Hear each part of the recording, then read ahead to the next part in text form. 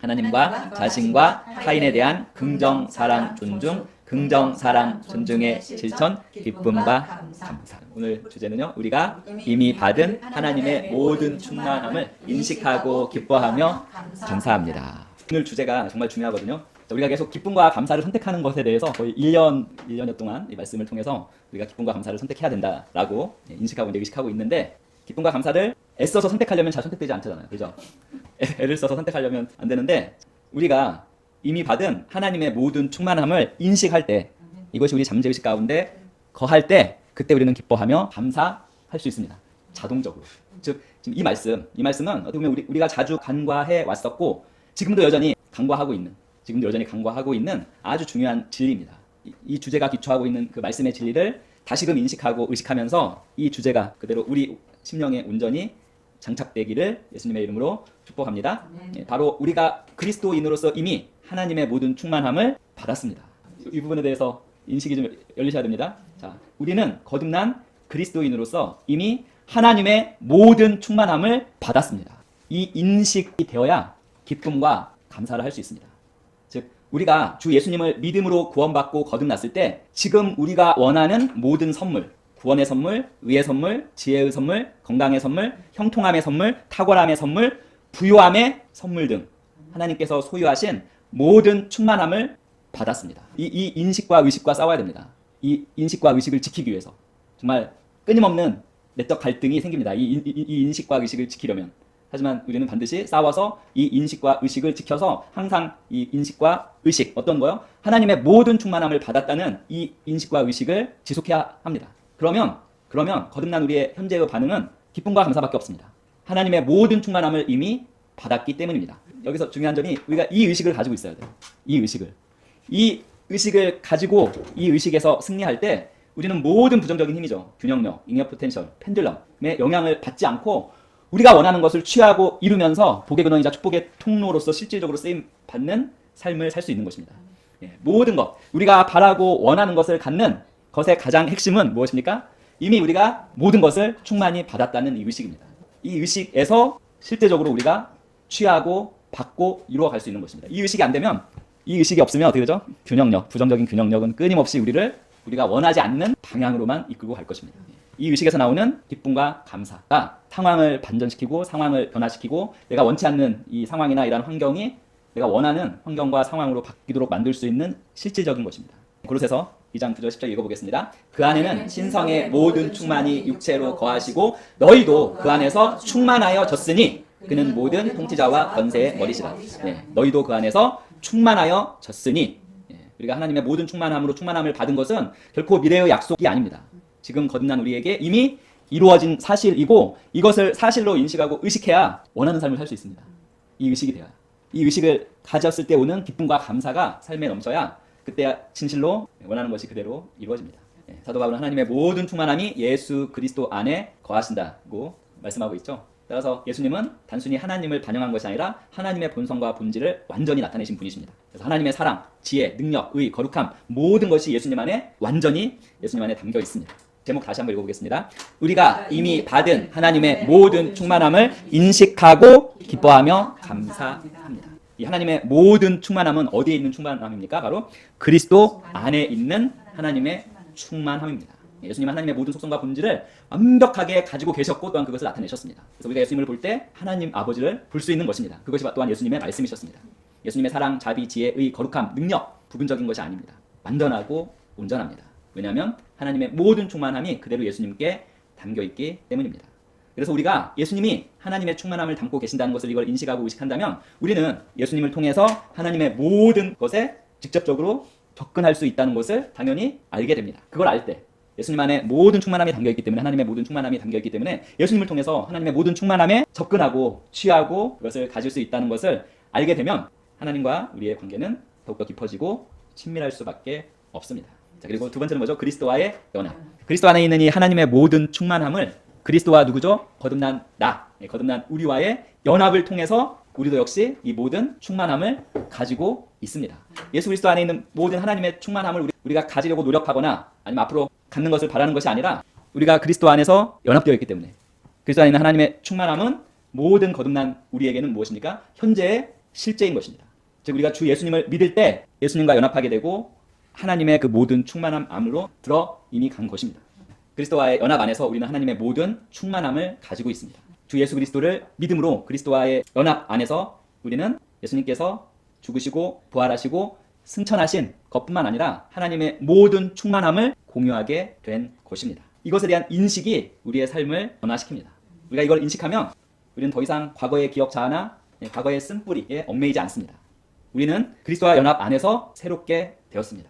새로운 피조물 창조물이 바로 우리입니다. 그리스도의 연합 안에서 새로운 피조물 창조물이 되었고 그 새로운 피조물 창조물은 무엇입니까? 하나님의 모든 충만함을 받은 존재인 것입니다. 따라서 우리가 이걸 인식하고 의식한다면 우리에게 남은 것은 우리에게 남아있는 지속적인 반응은 기쁨과 감사로 살아가는 것밖에는 없습니다. 자, 우리가 그리스도 안에서 하나님의 모든 충만함을 받았습니다. 그러면 하나님의 충만함 안에 사는 삶은 어떤 삶일까요? 우리가 먼저 이 하나님의 충만함을 받았다는 걸 인식하고 의식하면 집착이 없어집니다. 정욕이 없어집니다. 왜일까요? 집착과 정욕은 뭔가를 강하게 가지려 할 때, 즉 결핍 의식에서 나오는 것입니다. 하지만 이미 우리가 모든 것을 충만하게 받았다는 이걸 인식하면 당연히 집착과 결핍 의식은 정욕은 사라집니다. 즉 우리의 삶을 아주 긍정적으로 변화시킵니다. 제가 말씀드린 그 부정적인 균형력이나 부정적인 잉여 포텐셜은 언제 이것이 움직입니까? 결핍 의식 또는 집착이 있을 때. 근데 그것이 사라지면 집착하고 막 가지려 할 때보다 이 의식을 충만함 안에서 사는 삶은 무엇입니까? 애쓰지 않고도 자동적으로 원하는 것을 환경의 호의를 통해서나 은혜를 통해서나, 그때는 은혜는 제가 이렇게 말씀드리고 있습니다. 긍정적인 균형력. 은혜 안에서 오히려 더 원하는 그것을, 원하는 그 삶을, 원하는 그 모습으로 되어지는 것입니다. 하나님의 충만함 안에서 사는 삶은 첫 번째는 우리의 정체성에 대한 자신감을 가지고 사는 삶입니다. 자, 우리의 정체성은 무엇입니까? 새로운 피조물입니다. 자, 우리의 정체성은 아직까지도 기억자, 스토리, 내가 그동안 지금까지 살면서 쌓아온 나의 스토리나 에고라고 하죠. 우리 혼이 원하는 모습으로 여전히 알고 있으면 안 되죠. 우리는 더 이상 우리가 아닌 것이 되기 위해서 노력하지 않습니다. 애쓰지 않습니다. 자, 우리는 그리스도 안에서 하나님께 완전히 받아들여졌고 하나님의 모든 충만함을 받은 하나님의 사랑받는 자입니다. 그래서 더 이상 우리가 이걸 인식한다면 우리는 세상의 인정이나 승인을 더 이상 구할 필요가 없습니다. 그리스도와 연합 안에서 우리는 이미 완전하고 온전합니다. 모든 것을 가졌습니다. 이 인식과 싸워야 된다고. 이 인식을 갖는 게 너무 힘들어요. 상황 보지 말고 환경 보지 말고 이 인식을 가지십시오. 이 인식을 가질 때 정말 원하는 모습, 원하는 삶, 원하는 것들을 취하게 되는 것입니다. 자, 우리의 정체성은 그리스도의 연합 안에 있는 새로운 피조물입니다. 그래서 우리가 하나님 안에서 이 충만함을 알고 우리의 정체성을 확고히 하면 세상에서 인정받기 위해서 애쓸 필요가 더 이상 없습니다. 우리의 자존감은 누구에게 기초하고 있습니까? 바로 그리스도 예수 안에 기초하고 있기 때문입니다. 자, 그리고 하나님의 충만한 안에서 사는 삶, 이 모든 충만함을 우리가 가지고 있다는 것을 알고 사는 삶은 두 번째는 신성한 자원에 접근할 수 있는 삶입니다. 신성한 자원, 뭘까요? 그 모든 충만함입니다. 하늘의 모든 신령한 것들, 하나님의 지혜, 하나님의 능력, 하나님의 선하신 인도하심이 이미 우리에게 주어졌다는 것을 알고 그것을 취하고 그것을 나타내며 사는 삶입니다. 우리는 결코 인생의 도전이나 시험을 우리 힘과 지혜만으로 헤쳐나가도록 홀로 남겨진 자가 아닙니다. 이제 우리는 더 이상 노바디가 아니라 썸바디입니다. 썸바디. 특별한 자입니다. 하나님의 신성한 자원에 접근할 수 있는 자들입니다. 하나님의 지혜와 능력, 인도하심을 우리가 취하고 그것으로 살아갈 수 있는 자들입니다. 이 신성한 자원 중에 하나는 바로 하나님의 지혜입니다. 같이 읽어보겠습니다. 너희 중에 누구든지 지혜가 부족하거든 모든 사람에게 후히 주시고 꾸짖지 아니하시는 하나님께 구하라. 그리하면 주시리라. 이제는 이 지혜가 우리 안에 있습니다. 우리가 이걸 인식하고 의식하고 이걸 활성화하고 나타내는 것입니다. 그리고 또한 하나님의 충만함 안에서 사는 삶은 신성한 능력에도 역시 접근할 수 있는 삶입니다. 자, 우리 안에 계신 성령님은 우리가 도전을 극복하고 유혹에 저항하고 담대하게 살아갈 수 있도록 우리에게 능력을 주십니다. 신성한 능력으로 접근할 수 있고요. 또 하나님의 충만함 안에서 사는 삶은 하나님의 사랑으로 넘치는 삶입니다. 이것도 역시 인식과 의식이 중요합니다. 우리가 하나님의 사랑 역시 우리 안에 가득 차 있음을 인식하고 의식할 때 우리 안에 있는 이 하나님의 사랑이 주변으로 흘러갑니다.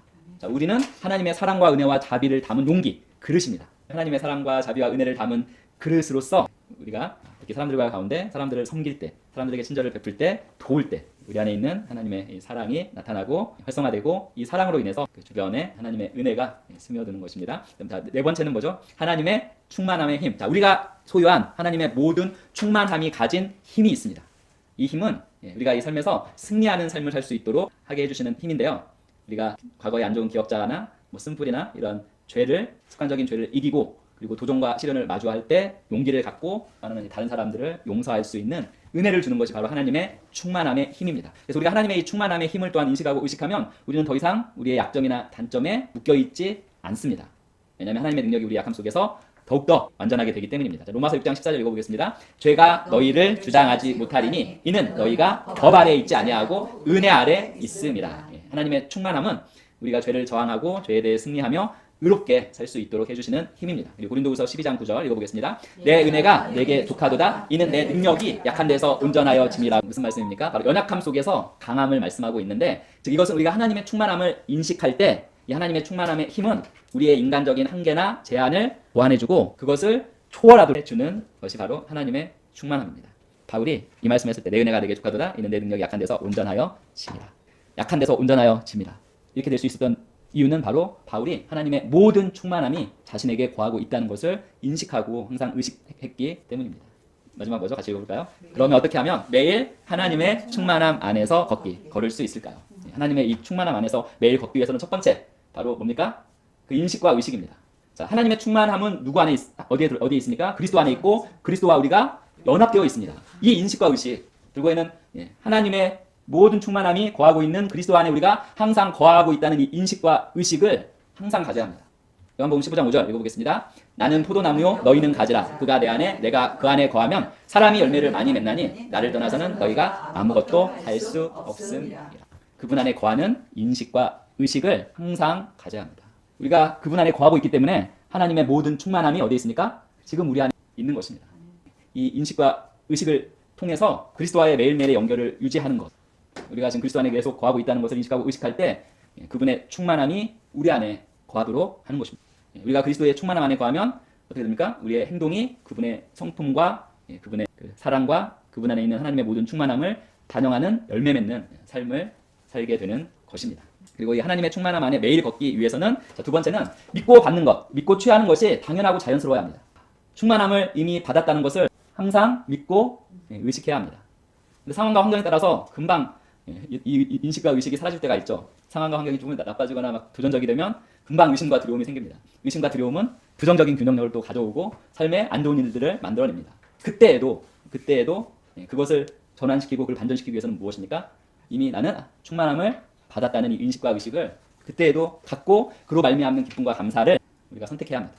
그래서 우리가 믿음으로 하나님의 충만함을 받아들이고 그 충만함이 우리의 삶의 모든 영역으로 스며들도록 하는 것입니다. 그래서 그걸 믿는 것, 하나님의 모든 충만함이 내게 있다는 것을 믿는 것, 이게 정말 중요합니다. 이게 정말 중요합니다. 11장 1절 읽어보겠습니다. 믿음이 없이는 하나님을 기쁘시게 하지 못하나니. 하나님은 자녀들이 잘 되는 것을 원하십니다. 그래서 하나님의 분명한 뜻, 하나님께서 말씀해 주신 많은 말씀이 있습니다. 그 말씀을 믿음으로 취해서 기쁨과 감사를 믿음으로 취한다면 축복을 받잖아요. 그러면 하나님께서 기쁘시겠죠. 근데 우리가 믿음이 없어서 하나님의 말씀하신 것들을 취하지 못한다면, 이미 내 안에 모든 하나님의 충만함이 있다는 이 사실을 취하지 못하고 그래서 항상 기쁨과 감사를 선택하는 이 말씀을 취하지 못하면 축복된 삶을 못 살죠. 그러면 하나님께서 슬픕니다. 결국 믿음입니다. 믿음. 말씀에 대한 믿음 없이는 하나님을 기쁘시게 하지 못합니다. 이미 모든 충만함이 우리 안에 와 있다는 것. 그래서 우리는 기쁨과 감사 외에는 우리가 할 것이 없다라는 이 의식을 믿음으로 취하지 않고서는 결코 하나님을 기쁘시게 할 수 없습니다. 왜냐하면 하나님 우리가 잘 되는 것을 원하시기 때문에 그렇습니다. 그래서 우리는 우리의 상황이나 환경이 어떠함에도 불구하고 하나님의 이 약속의 말씀을 신뢰합니다. 나는 모든 충만함으로 이미 충만합니다. 그래서 나는 항상 기쁨과 감사를 선택합니다. 마지막으로 하나님의 충만함 안에 매일 걷기 위해서는 하나님의 영광을 반영하는 삶을 사는 것입니다.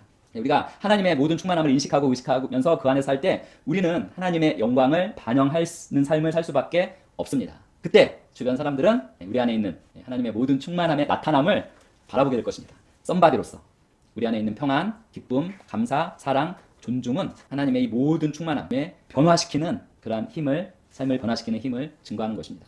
자, 마태복음 5장 16절 같이 읽어보겠습니다.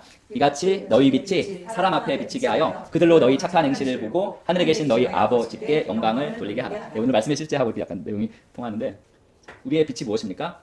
바로 우리 안에 있는 하나님의 빛이고 하나님의 모든 충만함의 빛입니다.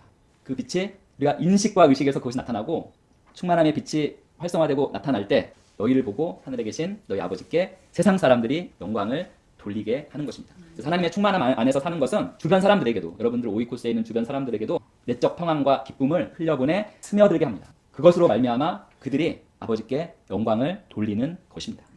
사랑하는 성도 여러분, 다시금 우리 모두가 그리스도와의 연합 안에서 이미 하나님의 모든 충만함을 받았다는 이 말씀의 진리를 우리의 심령과 잠재의식에 온전히 장착하시기를 축복합니다. 싸우십시오. 모든 우리의 기업자, 그걸 방해하는 모든 것들, 다른 생각들, 환경 싸워서 이 의식, 우리의 잠재의식과 무의식 안에 이것이 장착되어야 합니다.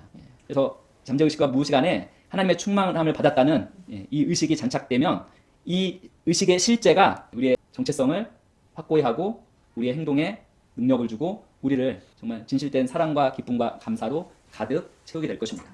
우리가 그분 안에서, 그리스도 안에서 온전하고 완전함을 분명히 인식하고 의식하면서 자신감 있게 그리고 당당하게 그리고 주어진 이 축복의 삶을 활기차게 사시기를 예수님의 이름으로 축원드립니다. 그래서 우리에게 이미 주어진 모든 그 충만함, 신성한 자원, 신성한 능력을 잘 활용해서 하나님의 사랑과 은혜가 우리 각 성도님들의 오이코스죠. 오이코스에 넘쳐 흐르는 것을 우리가 이 시간 믿음으로 성견으로 바라보고 취하고 나타냅니다.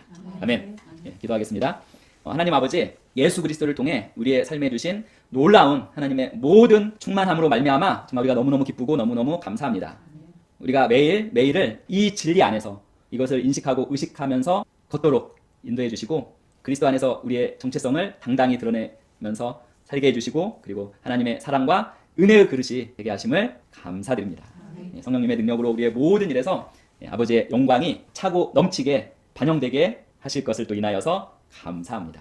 하나님, 우리는 하나님의 모든 충만함으로 이미 충만합니다. 이것을 인식하고 의식하고 이 의식의 기초 위에서 복의 근원, 축복의 통로의 삶을 더욱더 힘차게 잘 살아갈 수 있는 한 주로 하나님께서 함께 하심을 감사합니다. 예수님의 이름으로 기도드립니다. 아멘.